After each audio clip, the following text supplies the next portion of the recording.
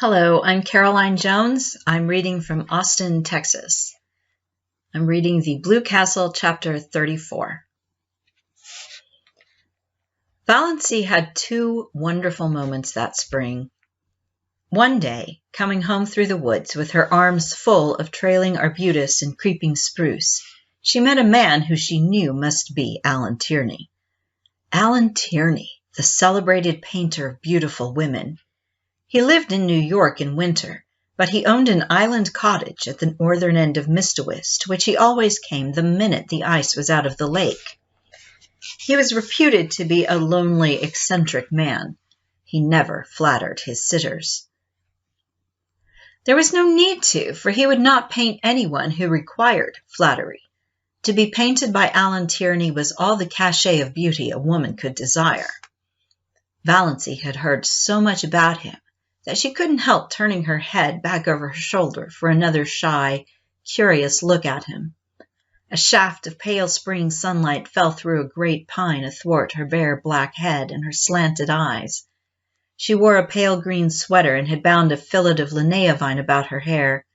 The feathery fountain of trailing spruce overflowed her arms and fell around her. Alan Tierney's eyes lighted up.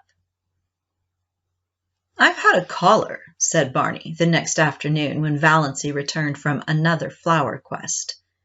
"Who?" Valency was surprised but indifferent. She began filling a basket with arbutus. "Alan Tierney. He wants to paint you, Moonlight." "Me?" Valency dropped her basket and her arbutus. "You're laughing at me, Barney." "I'm not. That's what Tierney came for. To ask my permission to paint my wife, as the spirit of Muskoka or something like that." But, stammered Valency. "Alan Tierney never paints any but... "Beautiful women," finished Barney. "Conceded. QED, Mistress Barney Snaith, is a beautiful woman."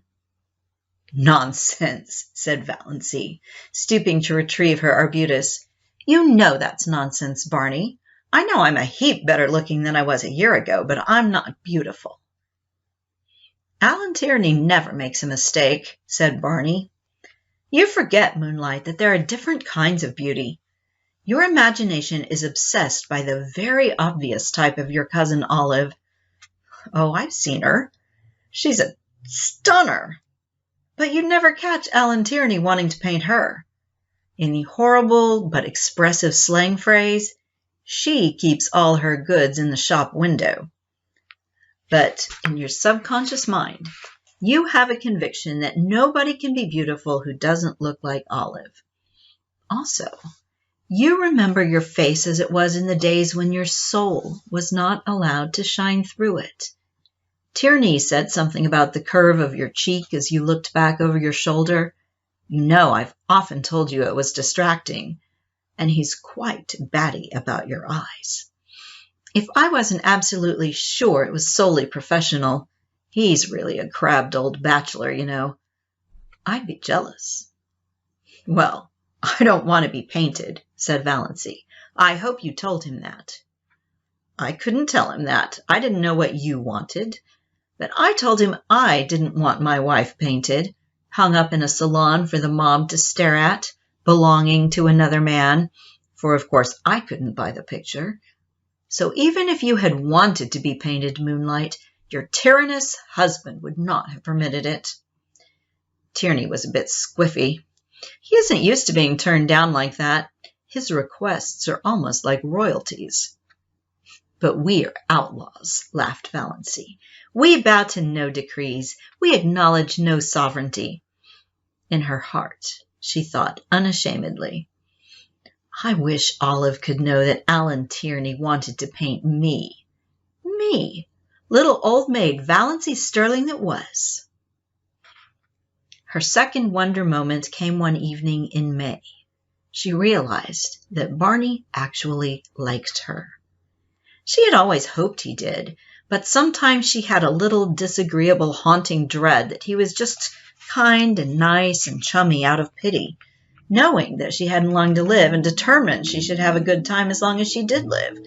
but away back in his mind, rather looking forward to freedom again, with no intrusive woman creature in his island fastness and no chattering thing beside him in his woodland prowls. She knew he could never love her. She did not even want him to. If he loved her, he would be unhappy when she died.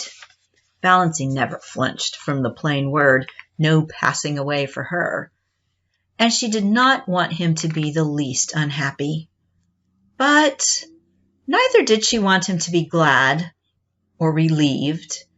She wanted him to like her and miss her as a good chum, but she had never been sure until this night that he did. They had walked over the hills in the sunset. They had the delight of discovering a virgin spring in a ferny hollow and had drunk together from it out of a birch bark cup. They had come to an old tumble-down rail fence and sat on it for a long time. They didn't talk much, but Valancy had a curious sense of oneness. She knew that she couldn't have felt like that if he hadn't liked her. "You nice little thing," said Barney suddenly. "Oh, you nice little thing. Sometimes I feel you're too nice to be real, that I'm just dreaming you." "Why can't I die now, this very minute when I am so happy?"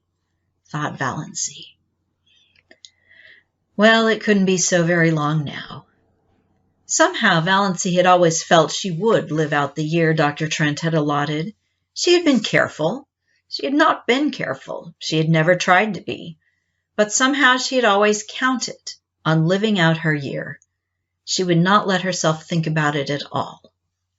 But now, sitting here beside Barney, with her hand in his, a sudden realization came to her. She had not had a heart attack for a long while, 2 months at least. The last one she had had was 2 or 3 nights before Barney was out in the storm. Since then, she had not remembered she had a heart. Well, no doubt it betokened the nearness of the end. Nature had given up the struggle. There would be no more pain. "I'm afraid heaven will be very dull after this past year," thought Valancy. "But perhaps one will not remember. Would that be nice? No, I don't want to forget Barney. I'd rather be miserable in heaven remembering him than happy forgetting him. And I'll always remember through all eternity that he really, really liked me."